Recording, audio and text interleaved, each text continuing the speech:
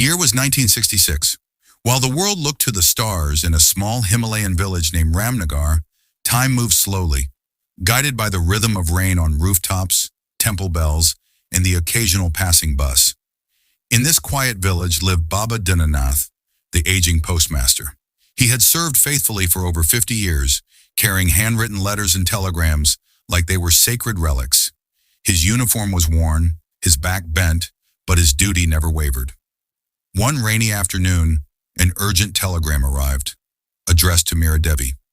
Mira, a calm and graceful woman in her 50s, was the widow of a freedom fighter. Since 1942, she had lived alone in her ancestral home, growing jasmine and teaching children. But every evening for 19 years, she lit a lantern and placed it by the window, waiting for someone. The telegram read, "Mira, I found you. I'm alive. I'm coming home." Raghav, her long-lost brother believed to be dead in the chaos of partition in 1947, was alive. That night she lit the lantern again, not for hope, but in welcome. And far away in the mist and rain, a lone figure began walking toward the village. A day later, the old bus coughed to a halt on Ramnagar's dusty road. A man stepped down. Raghav. He looked older, thinner, but his eyes held a strange weight. He walked with hesitation, like someone trying to remember how home felt. Mira saw him and froze. Then slowly they embraced. Brother and sister, reunited by fate, or so it seemed. But whispers began to rise in the village. He didn't remember childhood landmarks. He wrote with his left hand, though Raghav was right-handed, and according to official records, Raghav had been declared dead in 1948. Baba Dinanath grew suspicious. He visited the district records office. Everything pointed to a disturbing question. If Raghav died, who is this man? That night Mira confronted him. At first, silence. Then the truth came out. He was not Raghav. His real name was Rafiq, trained across the border. He had come to recover secret documents Mira's husband once protected. Wartime maps and codes. "I came as a soldier," Rafiq said, "but I found something I never knew. A family, peace, love." Mira was heartbroken, but something in her eyes remained kind. "I don't know who you were," she said, "but I know who you've become." That night by the river, Rafiq met Colonel Hamid, his superior. "You were sent for a mission," Hamid growled. "Finish it or don't return." Rafiq stood torn. In Mira's house was a trunk holding the documents. Everything Hamid wanted. But when Rafiq finally opened the trunk, he didn't steal the papers. He just stared at them, then closed the lid. Mira had seen it all. "I know," she said quietly. "You had the chance, and you chose not to." The village soon found out. A panchayat gathered. Some called him a traitor. Others defended his change of heart. Dinanath stood firm. Let him decide who he wants to be. That night, Rafiq walked to the road where Colonel Hamid waited in a jeep. But instead of handing over the documents, he threw them into a fire. Shots rang out. Chaos erupted. Rafiq was hit. As he collapsed, bleeding, he looked up at Mira's house. The lantern still glowed in her window. In his final conscious breath, he whispered, "I came to destroy, but I stayed to protect. If I die today, I die not as a spy, but as a brother." The temples were no longer silent. After the truth of the Chronicle was released to the world, governments denied it, scholars debated it, but the people believed it. They saw their history, their identity, and their erasure exposed. Armand disappeared. Some say he was taken. Others say he walked away like sages used to, into the forest where names don't matter and only purpose remains. But the circle of dominion wasn't done. They never stopped. They had been shaping nations for 200 years. They weren't going to fall because of a scroll. In a dark chamber in Zurich, Evelyn Rhodes stood before 12 men in robes. He was only one, but there are more. On the wall behind them was a list, descendants of ancient bloodlines. Rajput, Maratha, Vijayanagara, even forgotten tribal kingdoms from the northeast. The circle had a new plan, Operation Purge Flame. One by one, they would eliminate every bloodline connected to the Chronicle. Anyone who could awaken the old codes hidden in temples, caves, and scrolls buried under the earth. But fate wasn't on their side, because far from Zurich, in a village near Ujjain, a young woman named Vedika, a Sanskrit teacher with dreams too old for her age, received a parcel wrapped in cloth. No name, no return address, just a symbol, the same one engraved on the scroll Armin found. Inside was a letter. If you're reading this, it means the flame is now yours. Vedika was the granddaughter of a monk who once studied under Father Elias. She thought he was just a quiet man, but the letter revealed his past, and hers. Her bloodline, too, was part of the same ancient resistance. She wasn't just a teacher, she was the next protector. While the circle tracked down royal heirs across India, Vedika began following the coordinates mentioned in her grandfather's letter. They led her from the banks of the Shipra River to a hidden passage beneath an abandoned ashram. There she found carvings, symbols, equations in ancient numerology, a puzzle that would take not weapons, but wisdom. Meanwhile, the circle launched coordinated assassinations. Descendants were dying, cities were burning, but no one called it war. They called it accidents, suicides, terror incidents. Truth was always dressed as coincidence. But Vedika decoded the first pattern. It pointed to Kanchipuram, a temple city known for silk, not secrets. Beneath one of its temples, she uncovered a second scroll, not golden. This one was obsidian black, with letters that changed when read aloud. Each scroll wasn't just a message. It was a key, unlocking something dormant in the land, in the magnetic fields, in the memory of soil. By now, whispers had begun. People were saying Arman is alive. Sightings in Bhutan, in the Sundarbans, even in the catacombs of Rome. But none confirmed. Only one thing was certain. The circle was afraid. Because they hadn't just lost control. They had awakened a network that spanned centuries. In an abandoned chapel in Goa, Vedika found tapes recorded by Father Elias himself. He spoke of a final scroll, one that could end not just the circle, but their very idea, the belief that control must come from blood, race, wealth. But Elias warned, the final scroll will only open when one descendant sacrifices power willingly. Only then can the chain of empires be broken. Now in 2026, Vedika must choose, does she fight back, or does she gather the rest of the bloodlines? But how when trust is gone and enemies wear the face of allies?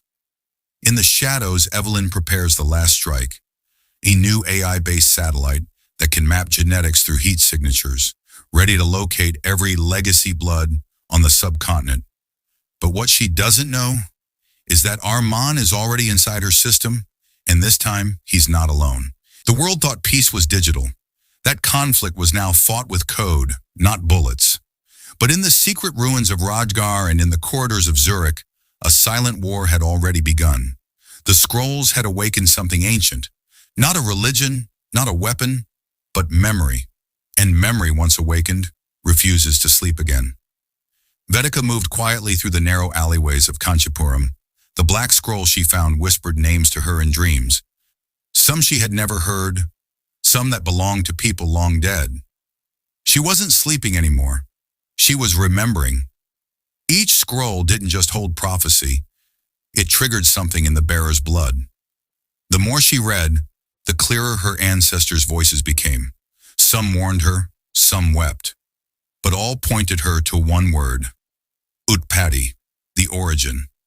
Meanwhile, Arman, long thought dead, walked unnoticed through the digital world.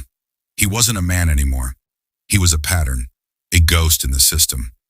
Evelyn Rhodes had launched the satellite, Project Helix, but her system was compromised. Every bloodline her AI tracked was being redirected. Some vanished. Some moved in patterns too ancient for machines to understand. Because Arman had done something the circle never expected, he had merged the scroll's spiritual codes with quantum tech. He hadn't just exposed them, he had rewritten their game. But the circle had prepared a final move, Protocol Ashes. A weapon, ancient and brutal, kept sealed for decades in a British-controlled military vault beneath St. Helena. It wasn't a missile, it was a curse. a synthetic plague encoded with selective genetic targeting, designed to wipe out every descendant of the royal and priestly bloodlines mentioned in the Golden Chronicle. They weren't after power anymore. They were after extinction. Vedika reached the last location decoded from the second scroll, a forgotten cave in Meghalaya, hidden behind a waterfall, guarded by carvings in a script so old even scholars refuse to name it. There she found an altar and a voice, not a vision, a presence. It said, "If you wish to protect the blood, you must offer what they never did, your will." She was given a choice: activate the last scroll, which would disable Project Helix permanently and bury the circle's data deep into the Earth's magnetic resonance for 1,000 years. But in doing so, she would erase all memory of her own lineage. She would live, but as no one. Her blood, her history, her name, gone. At the same time, Armand broke into Evelyn's final server from an unknown location. He could see her face through the hacked video feed. She looked tired, but arrogant. He spoke only once. "You used our history to control the future. Now our memory will burn your empire." She laughed. "You don't have the strength," he replied. "We don't need strength. We have memory." Vedika touched the final scroll. In that moment, a silence swept the world. Across every screen, every database, every satellite linked to the circle, a symbol appeared. A burning wheel, half Sanskrit, half binary, and then nothing. The Helix system died. The targeting code corrupted. The data lost. Evelyn stood alone in a room full of black monitors. She whispered, "So this is what it feels like, to lose history." The world never knew what happened that day. No news covered it. No records remained. But across India, in temples once locked for centuries, the bells rang on their own. In Rajgarh, a child was born with a birthmark shaped like the royal seal, though no one in his family remembered ever being royal. And in a quiet village by the Ganga, a woman named Vedika walked through a school playground, smiling at children who didn't know her name, but felt safe near her anyway.